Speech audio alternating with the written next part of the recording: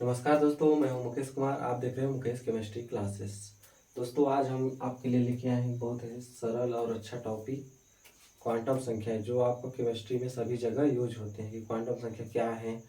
और इसका प्रश्न भी पूछा गया है आपको, मतलब हर एग्जाम में क्वांटम संख्या कितने प्रकार के होते हैं, इनके से रिलेटेड बहुत क्वेश्चन पूछे जाते हैं। तो इसको जानना आप लोग के लिए बहुत ही जरूरी है। तो चलिए देखते हैं क्वांटम संख्या क्या है।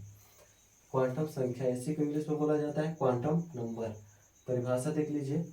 किसी परमाणु में जब कोई किसी इलेक्ट्रॉन की स्थिति, ऊर्जा, कक्षक का प्रकार, उसका आकार और चक्रण की दिशा की जानकारी प्राप्त हो, उसे ही क्वांटम संख्या कहते हैं। एकदम सरल भाषा में, किसी परमाणु में जब कोई संख्या किसी इलेक्ट्रॉन की स्थिति, ऊर्जा, उसका आकार, चक्रण की दिशा इत्यादि की जानकारी दे, उसे ही क्वांटम संख्या कहते हैं। तो इस परिभाषा को नोट कर लीजिए, फिर देखते हैं आगे। ठीक, अब इसका प्रकार देख लेते हैं, क्वांटम संख्या का प्रकार। ठीक,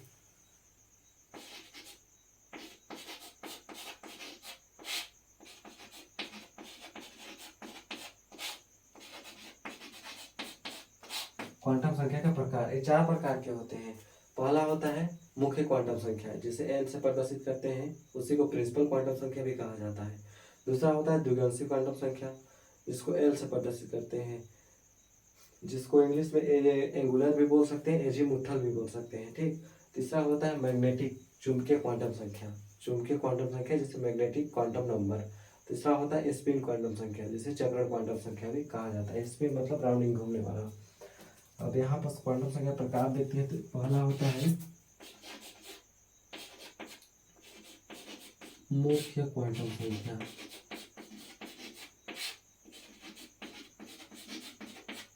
मुख्य क्वांटम संख्या, जिसको बोला जाता है आपका प्रिंसिपल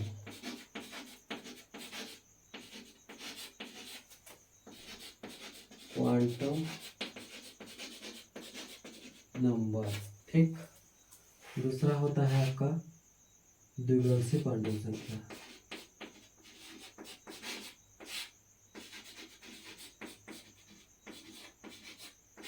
द्विगांशी क्वांटम संख्या, जिसी को बोला जाता है एंगुलर या एजीमुथल भी बोलते हैं इसको, एंगुलर क्वांटम नंबर। ठीक। तीसरा होता है आपका चुंबकीय क्वांटम संख्या।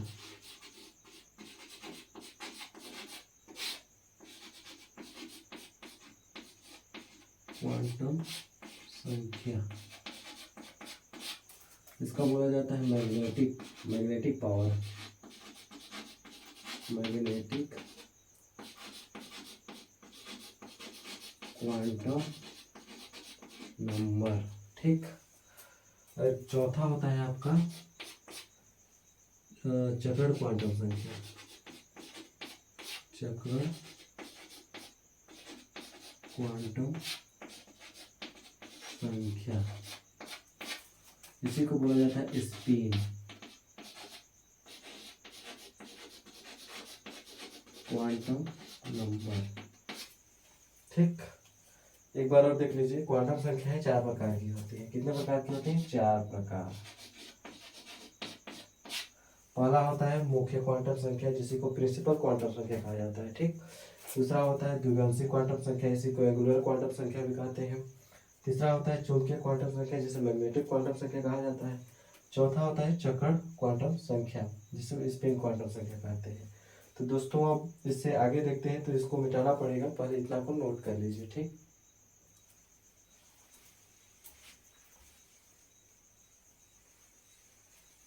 ठीक, अब आगे देखते हैं।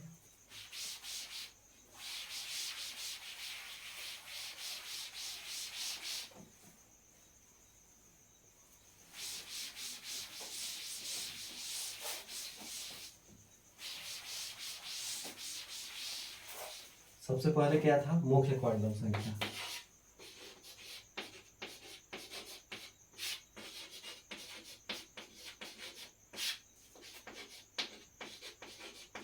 मुख्य क्वांटम संख्या, इसी को क्या बोला जाता है? प्रिंसिपल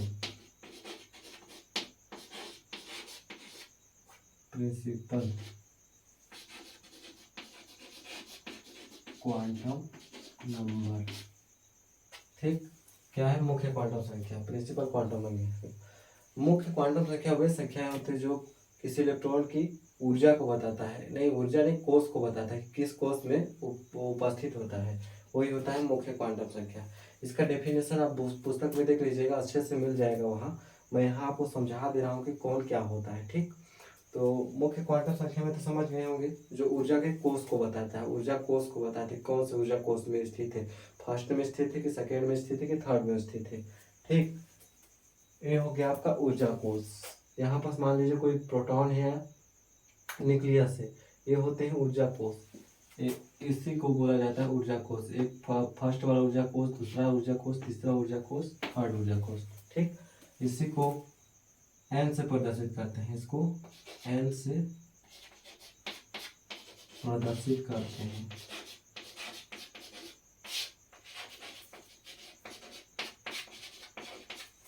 एन से प्रदर्शित करते हैं, इसको एन बराबर ऐसे लिख सकते हैं कि फर्स्ट कोष 2 3 4। इसी को यहाँ डिनोट किया गया है। पहला कोष भी हो सकता है, दूसरा कोष भी हो सकता है, तीसरा कोष भी, चौथा कोष भी, जो ऊर्जा के कोष को बताता है। उसी प्रकार यहाँ भी लिख सकते हैं 1 2 3 4। ये हो गया आपका कोष। इसको इस प्रकार भी लिख सकते हैं, एन बराबर एन एम के एल। ठीक, एन एम के एल, इसी को यहाँ भी लिख सकते हैं एन एम एल के। ठीक,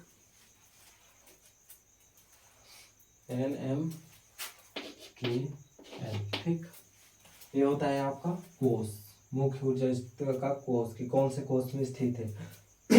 अगर यहीं पर लिख दिया जाए 3D 4D, तो यहाँ पर क्या जवाब देंगे, कौन से कोष पे स्थित है? तो यहाँ पर उसको देख के बता दीजिए 1 2 3 3D कोष में 3D। उसको एक एग्जाम्पल से और समझ सकते हैं कि यहाँ पर एस होता है, यहाँ पर एस पी होता है, यहाँ पर एस पी और डी होता है, और यहाँ पर एस पी डी और एफ।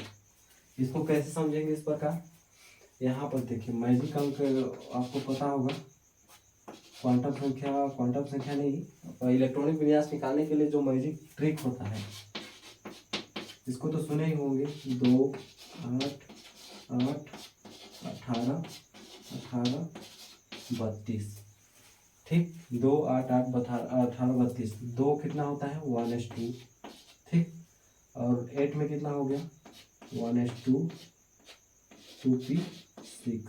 ये हो गया, इसका भी अष्टक कंप्लीट, इसका भी अष्टक कंप्लीट, 1:2। इसी को बोला गया है प्रथम कोष को, एस, सिर्फ एस। दूसरे कोष में क्या है 8 है, तो 8 कितने कोष से कंप्लीट हुआ है 2 1 2। जो आपको मैं अगले द्विगुणित क्वांटम संख्या में बताना चाह रहा था, उसी को इसी में बता दे रहा हूँ। ठीक, ताकि आप आगे और भी अच्छे से समझ जाए। ये हो गया वो 1:2 2:2, कितना हो गया 8 हुआ ना भाई, दोनों मिला के। उसी को इसका भी अष्टक कंप्लीट हुआ, इसलिए यहाँ पास कितना लिखा हो गया एस और पी, सिर्फ एस और पी। और तीसरा के लिए क्या होता है S P D, S P D. तो यहाँ पास 1s नहीं 2s2 लिख सकते हैं, 2p6 लिख सकते हैं। डी में कितने ऑर्बिटल होते हैं 10 इलेक्ट्रॉन भरे जा सकते हैं। तो 3D भी लिख सकते हैं, 3D 10। कितना हो गया 6 2 8 + 10 18। इसका भी अष्टक कंप्लीट हुआ, उसी को यहाँ लिखा गया है एस पी डी, 3 ऑर्बिटल। इसी प्रकार एस पी डी एफ। ठीक, इसको मिटा लेते हैं। ये तो रहा मुख्य क्वांटम संख्या के बारे में। ये किसके बारे में था, मुख्य क्वांटम संख्या की ऊर्जा कोष किसे मतलब ऊर्जा स्तर के कोष को बताता है। अब दूसरा क्वांटम संख्या देखते हैं। दूसरा क्या बोलता है एल, द्विगुणित क्वांटम संख्या।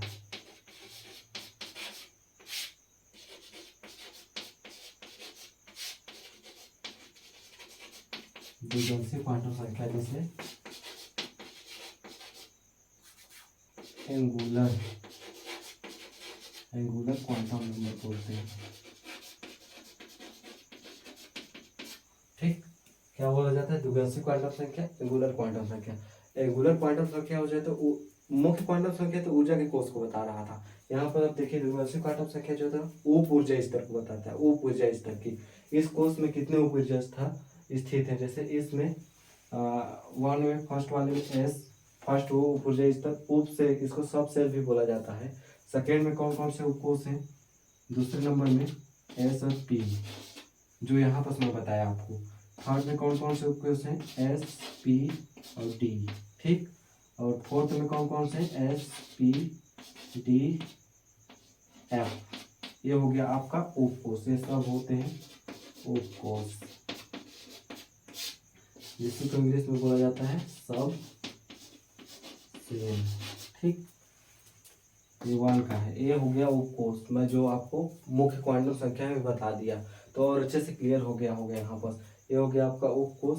बस इतना ही इसमें जानकारी रखिए कि ये क्या बोलते हैं, उप ऊर्जा स्तर को बताता है। मुख्य क्वांटम संख्या कोष के ऊर्जा स्तर को बताता है, मुख्य ऊर्जा स्तर को बताता है कौन से ऊर्जा स्तर में स्थित है। और जो द्विआंशिक क्वांटम संख्या होती है तो उप ऊर्जा स्तर को बताता है, उप ऊर्जा स्तर में कौन कौन से कोष उपस्थित है। ठीक, इनका मान जो होता है, इनको एल से प्रदर्शित करते हैं, एल से प्रदर्शित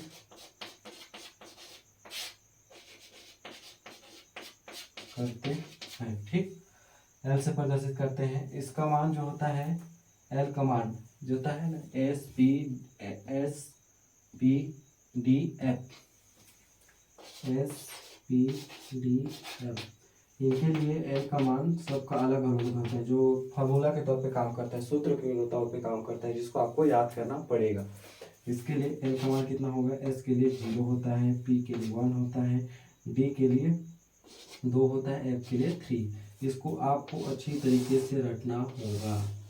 इसका आंसर हमको पता रहेगा, तभी हम कोई भी क्वांटम संख्या अच्छे से निकाल पाएंगे। ठीक, तो क्या बोला गया है यहाँ पर? एस का मान कितना होता है? 0, पी का 1, डी का 2 और एफ का 3। ठीक, अब देखते हैं अगला क्वांटम संख्या। अगला क्वांटम संख्या कौन सा था? चुंबकीय क्वांटम संख्या। ठीक, तीसरा क्वांटम संख्या कौन सा था?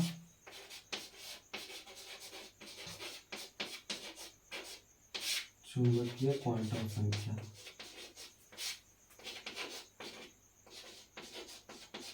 जिसको क्या बोलते हैं? मैग्नेटिक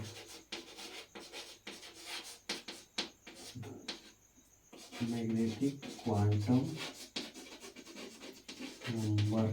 ठीक, मैग्नेटिक क्वांटम संख्या जो होता है, ये मैग्नेटिक चुंबकीय क्वांटम संख्या एल पर निर्भर होता है, एल पर निर्भर होता है। उसी के मान के आधार पर इसका मान को निकाला जा सकता है, जिसको एम से प्रदर्शित करते हैं। ठीक, एम से प्रदर्शित करते हैं।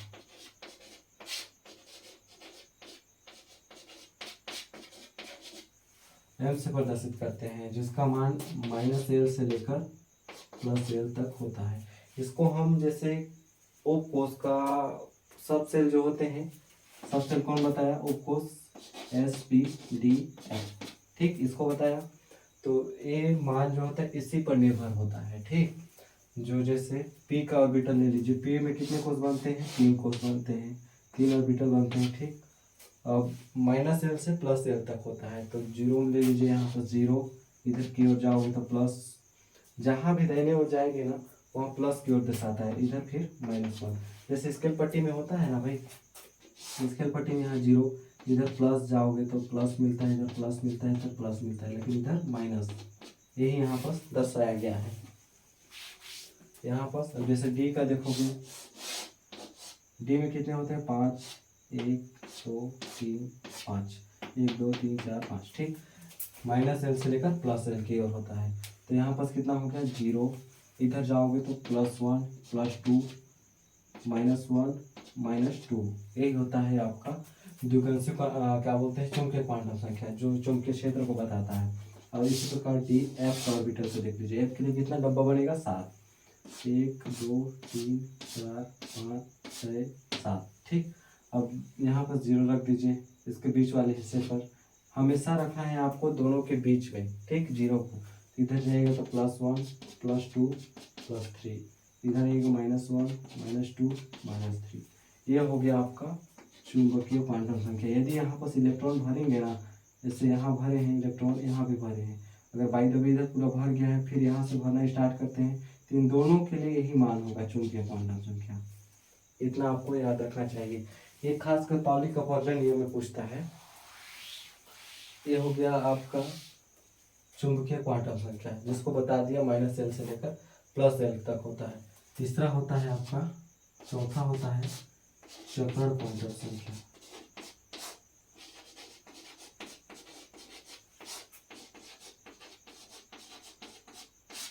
चक्रण क्वांटम संख्या। तो ये चक्रण क्वांटम संख्या क्या होता है? जो इलेक्ट्रॉन की चक्कर की गति की दिशा को बताता है। इसी को बोला जाता है स्पिन क्वांटम संख्या, स्पिन क्वांटम नंबर, ठीक। ये जो होता है इलेक्ट्रॉन में, जो कोष होते हैं इलेक्ट्रॉन में चक्कर की गति की दिशा को बताता है। जैसे इलेक्ट्रॉन हम दो ही तरह के से फील करा सकते हैं। एक तो या क्लॉकवाइज घूमेगा घड़ी की दिशा में, या एंटी क्लॉकवाइज घड़ी की विपरीत दिशा में। इसको बोला जाता है क्लॉकवाइज, इसको बोला जाता है एंटी क्लॉकवाइज। यही बताता है चक्कर क्वांटम संख्या, जो क्वांटम इलेक्ट्रॉन की चक्कर की गति की दिशा को बताता है। तो ये हो गया क्लॉकवाइज, ये हो गया एंटी क्लॉकवाइज। इसके लिए अलग अलग मान होते हैं। इसके लिए होता है +1/2